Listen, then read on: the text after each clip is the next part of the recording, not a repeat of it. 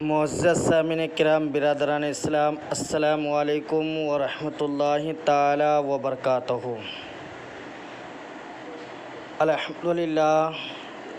الحمدللہ نحمدہ ونستعینہ ونستغفرہ ونؤمن بہ ونتوکل علیہ ونعوذ باللہ من شرور انفسنا ومن سیئات اعمالنا، من یہدہ اللہ فلا مضل له ومن یضللہ فلا ہادی له، ونشہد ان لا الہ الا اللہ وحدہ لا شریک له، ونشہد ان محمدا عبدہ ورسولہ۔ اما بعد فاعوذ باللہ من الشیطان الرجیم، بسم اللہ الرحمن الرحیم۔ وَأَتِمُّوا الْحَجَّ وَالْعُمْرَةَ لِلَّهِ۔ صدق اللہ مولانا العظیم، وبلغنا رسولہ النبی الامین المتین المبین الکریم، ونحن علی ذلک لمن الشاہدین والشاکرین والحامدین والحمد للہ رب العالمین۔ محترم حضرات، خطبہ مسنونہ کے بعد میں نے جس آیت مقدسہ کی تلاوت کرنے کا شرف حاصل کیا ہے، اس پر روشنی ڈالنے سے قبل ہم اور آپ مل کر انتہائی عقیدت و محبت کے ساتھ آقا نامدار مدنی مکی کے تاجدار، دونوں عالم کے مالک و مختار، نائب پروردگار، بو جہل کی بن مٹھی میں بے جان کنکروں کو کلمہ پڑھانے والے آقا، ڈوبے ہوئے سورج کو منزلوں سے واپس لوٹانے والے آقا، اپنی انگلی کے اشارے سے چاند کو دو ٹکڑا کرنے والے آقا، ہم غریبوں کو لمبے لمبے ہاتھوں سے بھیک دینے والے داتا، درود پڑھو اسی نبی پر جس کے صدقے میں حضرت آدم علیہ السلام کی توبہ قبول ہوئی، درود پڑھو اسی نبی پر جس کے صدقے میں حضرت یوسف علیہ السلام کو تخت مصرین میں اپنے والدین سے ملاقات ہوئی، درود پڑھو اسی نبی پر جس کے صدقے میں حضرت یونس علیہ السلام کو مچھلی کے پیٹ سے باہر نکلے، درود پڑھو اسی نبی پر جس کے صدقے میں تمام نبی کو نبوت ملی، درود پڑھو اسی نبی پر جس کے صدقے میں تمام رسول کو رسالت ملی، درود پڑھو اسی نبی پر جس کے صدقے میں صدیق اکبر کو صداقت ملی، فاروق اعظم کو عدالت ملی، عثمان غنی کو سخاوت ملی، مولا علی کو شجاعت ملی، امام حسین کو شہادت ملی، غوث اعظم کو کرامت ملی، خواجہ خواجگاں کو خواجگاں ملی۔ ارے درود پڑھو اسی نبی پر جس کے صدقے میں ہمیں ایمان ملا، قرآن ملا، دین ملا۔ حضرات محترم، تو آئیے اسی آقائی ہاشمی کی بارگاہ میں اپنی غلامی کا ثبوت دیتے ہوئے درود شریف کا نذرانہ پیش فرمائے، پڑھیں باواز بلند، اللہم صلی علی سیدنا حبیبنا شفینا مولانا محمد بارک وسلم صلاۃ و سلام علیک یا رسول اللہ صلی اللہ تعالی علیہ وسلم۔ محترم حضرات، اللہ رب العزت قرآن کریم میں دوسرے پارے میں ارشاد فرماتا ہے، وَأَتِمُّوا الْحَجَّ وَالْعُمْرَةَ لِلَّهِ۔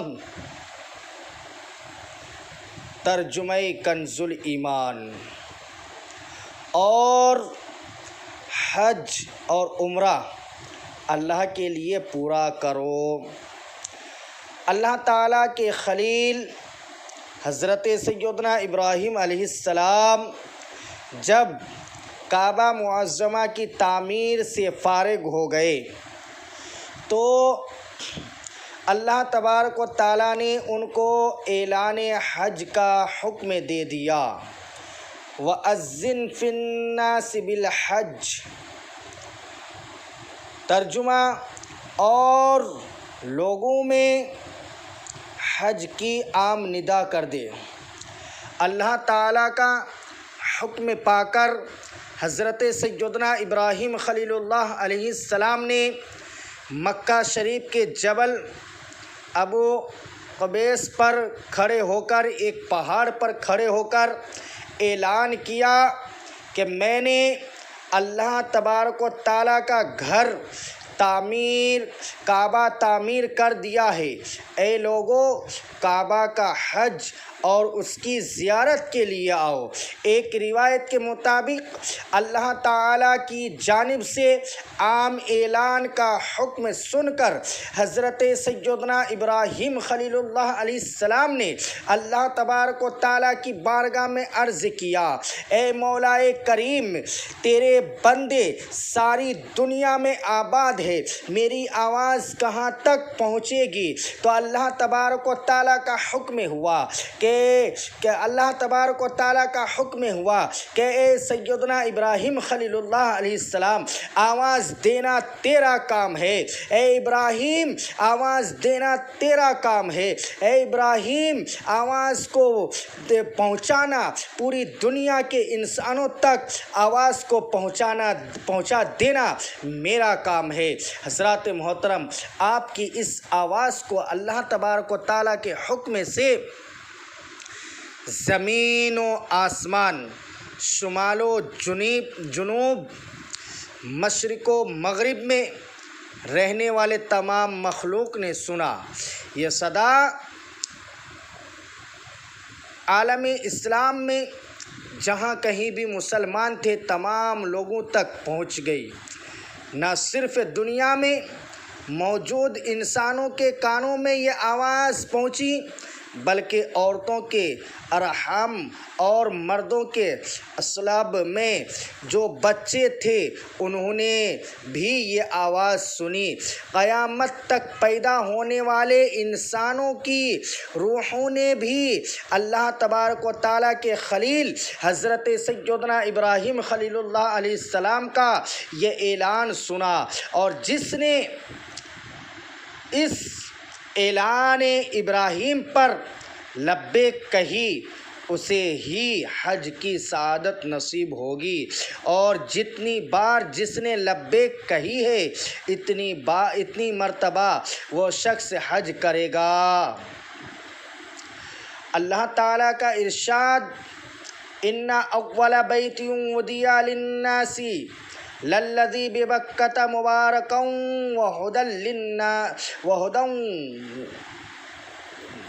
وہدی للعالمین فیہ آیات بینات مقام ابراہیم ومن دخلہ کان آمنا وللہ علی الناس حج البیت من استطاع الیہ سبیلا ومن کفر فإن اللہ غنی عن العالمین۔ بے شک سب میں پہلا گھر جو لوگوں کی عبادت کو مقرر ہوا وہ ہے جو مکہ میں ہے، برکت والا اور سارے جہان کا رہنما۔ اس میں کھلی نشانیاں ہیں ابراہیم کے کھڑے ہونے کی جگہ، اور جو اس میں آئے امان میں ہو، اور اللہ تعالیٰ کے لیے لوگوں پر اس گھر کا حج کرنا ہے۔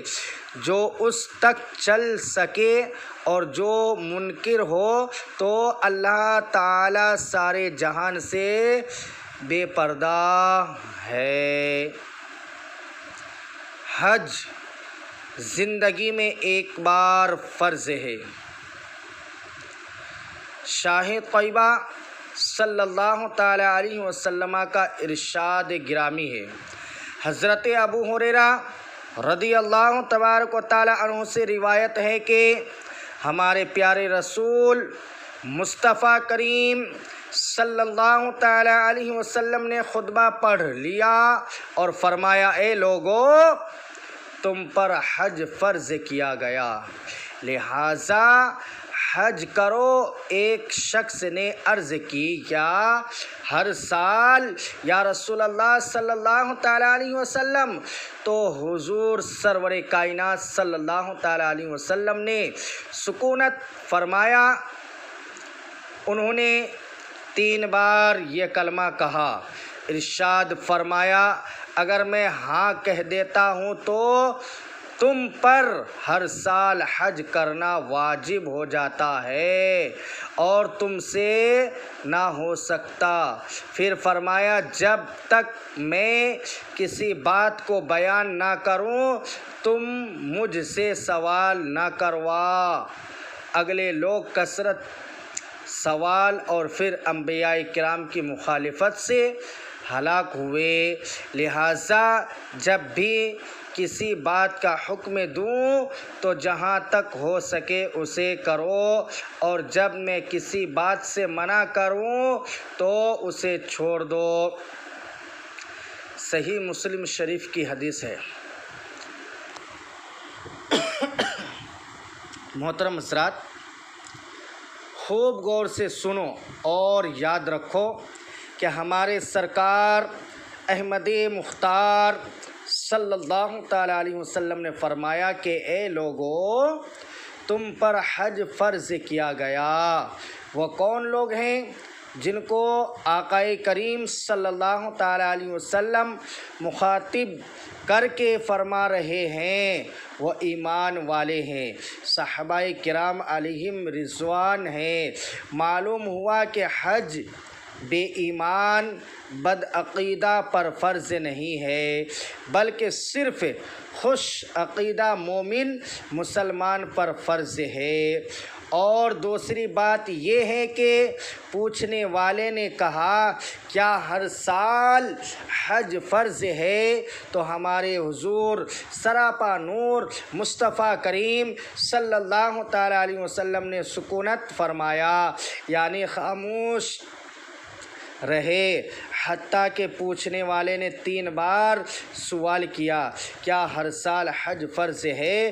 تو ہمارے رسول مالک و مختار نبی اکرم صلی اللہ تعالیٰ علیہ وسلم نے فرمایا اگر میں ہاں کہہ دیتا تو تم پر ہر سال حج کرنا فرض ہو جاتا۔ معلوم ہوا کہ اللہ تعالیٰ قادر و قیوم نے اپنے محبوب رسول احمد مجتبیٰ محمد مصطفیٰ صلی اللہ تعالیٰ علیہ وسلم کو محتاج و مجبور نہیں بنایا، بلکہ دین ہو یا دنیا ہر چیز کا مالک و مختار بنایا ہے۔ اسی لیے تو شاعر اسلام فرماتے ہیں خالق کل نے آپ کو مالک کل بنا دیا، یعنی اعلیٰ حضرت عظیم البرکت الشاہ امام احمد رضا خان فاضل بریلی فرماتے ہیں کہ خالق کل نے آپ کو مالک کل بنا دیا، دونوں جہاں ہیں آپ کے قبض و اختیار میں۔ اللہ تعالیٰ نے اپنے پیارے نبی زینت عرش و کعبہ صلی اللہ تعالیٰ علیہ وسلم کو ایسی شان و شوکت عطا کی ہے کہ رسول اللہ صلی اللہ تعالیٰ علیہ وسلم اگر ہاں فرما دیتے تو ہر سال حج کرنا فرض ہو جاتا، لیکن آپ صلی اللہ تعالیٰ علیہ وسلم کے سکوت و خاموشی نے امت کو ایک بڑی دشواری اور مشکل سے بچا لیا۔ کبھی آقا صلی اللہ تعالیٰ علیہ وسلم کا بولنا امت کو دشواری سے بچاتا ہے اور کبھی خاموش رہنا بچا لیتا ہے۔ خوب فرمایا عاشق رسول پیارے مصطفیٰ صلی اللہ تعالیٰ علیہ وسلم کے عاشق اعلیٰ حضرت عظیم البرکت الشاہ امام احمد رضا خان، پیارے رضا اچھے رضا امام احمد رضا سرکار اعلیٰ حضرت رضی اللہ تعالیٰ عنہ نے وہ زباں جس کو سب کن کی کنجی کہے، وہ زباں جس کو سب کن کی کنجی کہیں، اس کی نافذ حکومت پہ لاکھوں سلام۔ وہ دہن جس کی ہر بات وحی خدا، وہ دہن جس کی ہر بات وحی خدا، چشمہ علم و حکمت پہ لاکھوں سلام۔ محترم حضرات، حج کرنے والا ایسا پاک ہو جاتا ہے جیسے آج ہی ماں کے پیٹ سے پیدا ہوا ہے۔ حدیث شریف بخاری و مسلم جلد 1 صفحہ نمبر 436 میں ہے۔ حضرت ابو ہریرہ رضی اللہ تبارک و تعالی عنہ سے روایت ہے کہ ہمارے سرکار احمد مختار صلی اللہ تعالی علیہ وسلم نے فرمایا، جس نے حج کیا اور فحش کلام نہ کیا اور فسق نہ کیا تو گناہوں سے پاک ہو کر ایسا لوٹا جیسے اس دن کے ماں کے پیٹ سے پیدا ہوا۔ محترم حضرات، حج مقبول کا ثبوت جنت ہے۔ حضرت ابو ہریرہ رضی اللہ تبارک و تعالی عنہ سے روایت ہے کہ عمرہ سے عمرہ تک ان گناہوں کا کفارہ ہے جو درمیان میں ہوئے، اور حج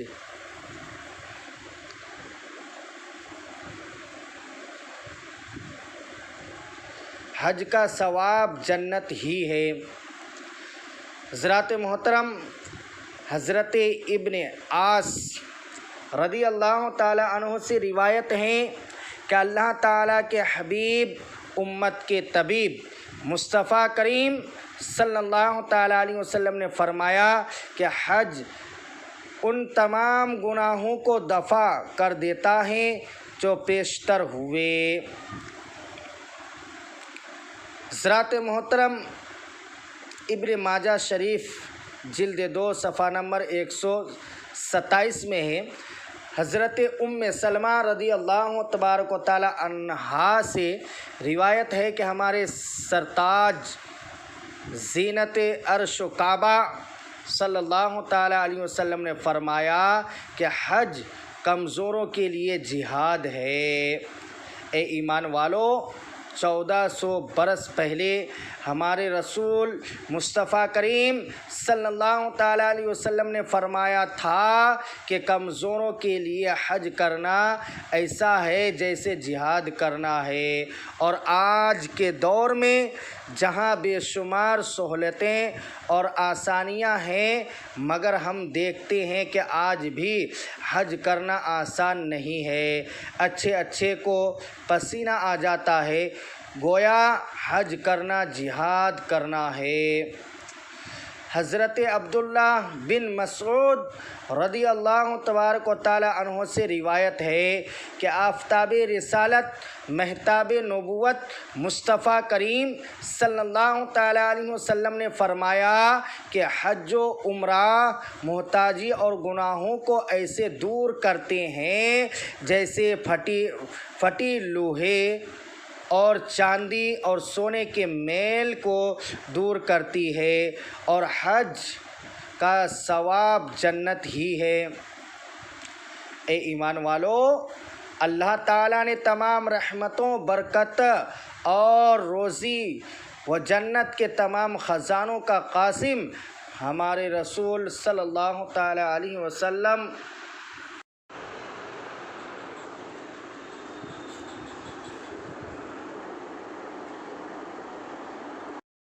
محترم حضرات، تو میں عرض کر رہا تھا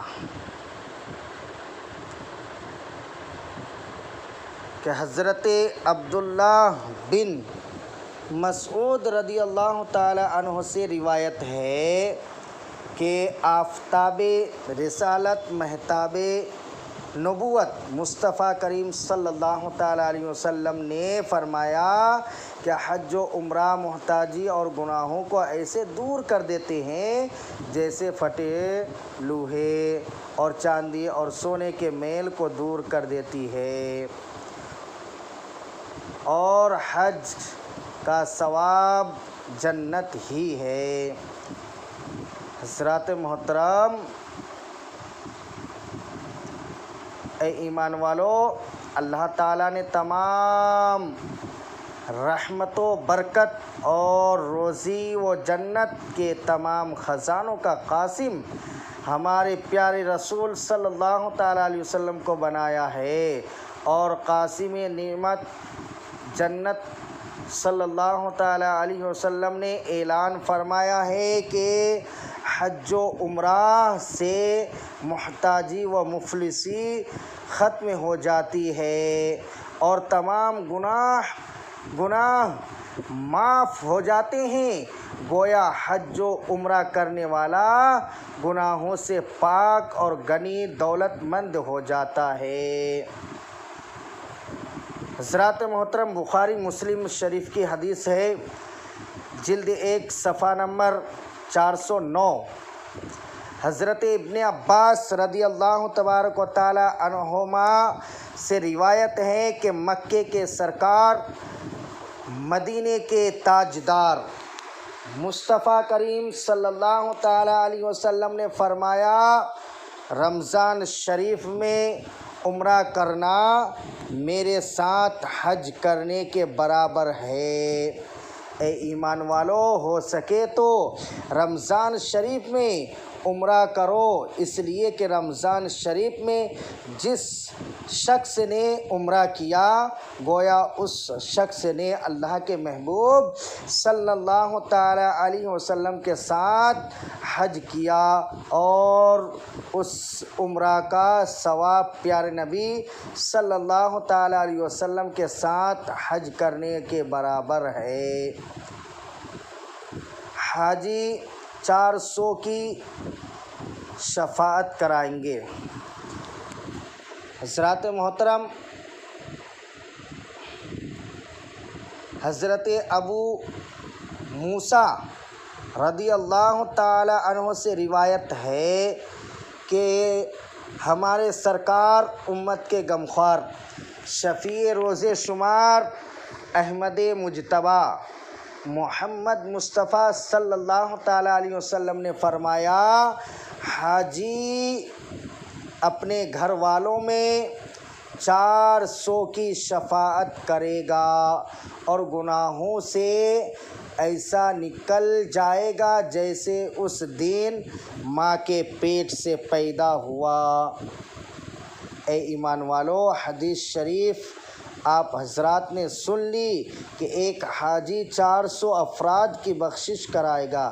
جب ایک حاجی کو اللہ تعالیٰ نے ایسا اختیار عطا فرمایا ہے تو ہمارے خواجہ ہند کے راجہ حضور خواجہ غریب نواز اور ہمارے پیر اعظم حضور غوث اعظم رضی اللہ تبارک و تعالی عنہما، اور پھر ہمارے پیارے رسول سرکار مدینہ صلی اللہ تعالی علیہ وسلم کو کس قدر اختیار و قوت عطا کیا ہوگا، تو یقیناً ہمارے سرکار احمد مختار صلی اللہ تعالی علیہ وسلم بے حساب گناہ گاروں کی شفاعت و بخشش فرمائیں گے۔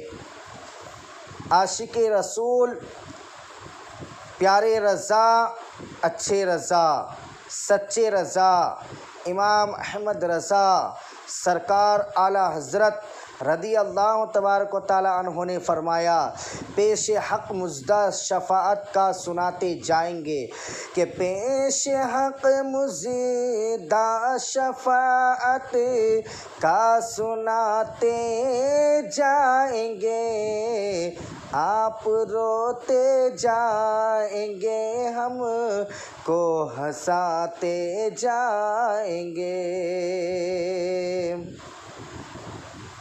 وسعتیں دی ہیں خدا نے دامن محبوب کو، وسعتیں دی ہیں خدا نے دامن محبوب کو، جرم کھلتے جائیں گے اور آپ چھپاتے جائیں گے۔ حضرات محترم، پیدل حج کرنے والے کو ہر قدم پر 7 کروڑ نیکیاں ملتی ہے۔ حضرت عبداللہ بن عباس رضی اللہ تبارک و تعالی عنہما سے روایت ہے کہ ہمارے آقا کریم رسول اللہ صلی اللہ تعالی علیہ وسلم نے فرمایا کہ جو مکہ سے پیدل حج کو جائے یہاں تک کہ مکہ واپس آ جائے، اس کے لیے ہر قدم پر 700 نیکیاں حرم شریف کی نیکیوں کے مثل لکھی جائے گی۔ پوچھا گیا حرم کی نیکیوں کی کیا مقدار ہے؟ فرمایا ہر نیکی 1,00,000 نیکی ہے۔ تو اس حساب سے ہر قدم پر 7 کروڑ نیکیاں ملتی ہے۔ اے ایمان والو، اللہ تعالیٰ اپنے حبیب صلی اللہ تعالیٰ علیہ وسلم کے صدقے وہ دن نصیب فرمائے کہ آپ حج کے لیے مکہ شریف جائیں تو مکہ مکرمہ سے مینا و عرفات حج کے لیے پیدل جائے، عرفات سے مزدلفہ اور مینا اور پھر مکہ شریف پیدل آئے تو اللہ تعالیٰ ہر قدم پر 7 کروڑ نیکیاں عطا فرماتا ہے۔ حضرات محترم، حضرت ابو ہریرہ رضی اللہ تبارک و تعالیٰ عنہ سے روایت ہے کہ شفیع محشر، محبوب داور، مصطفیٰ جان رحمت صلی اللہ تعالیٰ علیہ وسلم نے فرمایا کہ حج کی برکت سے حاجی کی مغفرت ہو جاتی ہے، اور حاجی جس شخص کے لیے استغفار و بخشش کی دعا کرے اس شخص کی بھی مغفرت و بخشش ہو جاتی ہے۔ محترم حضرات، حاجی سے ملنا اور دعا کروانا سنت ہے۔ حضرت عبداللہ بن عمر رضی اللہ تبارک و تعالیٰ عنہما سے روایت ہے کہ رسول اللہ صلی اللہ تعالیٰ علیہ وسلم نے فرمایا، جب تم حاجی سے ملو تو اسے سلام کرو اور مصافحہ کرو، حاجی کے گھر میں داخل ہونے سے پہلے اس سے دعا کرواؤ، اس لیے کہ وہ بخشا ہوا ہے۔ اے ایمان والو، حج 9 ہجری میں فرض ہوا، حج 9 ہجری میں فرض ہوا ہے۔ مسئلہ 1، حرام مال سے حج کرنا ناجائز و حرام ہے۔ حج کو جانے کے لیے جس سے اجازت لینا واجب ہے، بغیر اس کی اجازت کے جانا مکروہ ہے۔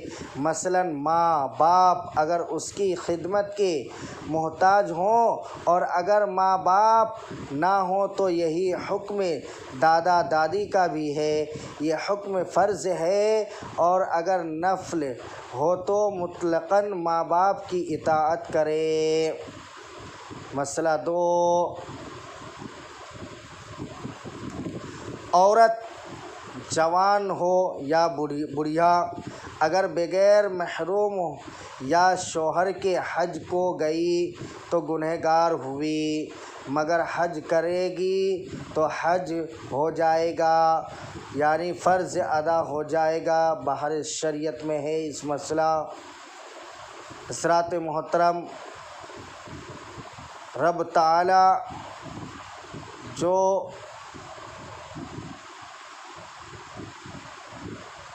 تعالیٰ نے اپنے بندوں کے لیے کتنا انعامات رکھا ہے۔ اللہ رب العزت کی بارگاہ میں دعا گو ہوں کہ اللہ تبارک و تعالیٰ اپنے پیارے حبیب صلی اللہ تعالیٰ علیہ وسلم کے صدقہ طفیل ہم تمام لوگوں کو کم سے کم 1 مرتبہ حرمین شریفین کی زیارت نصیب فرمائے۔ استغفر اللہ من کل ذنب واتوب الیہ وما علینا الا البلاغ۔ السلام علیکم ورحمۃ اللہ۔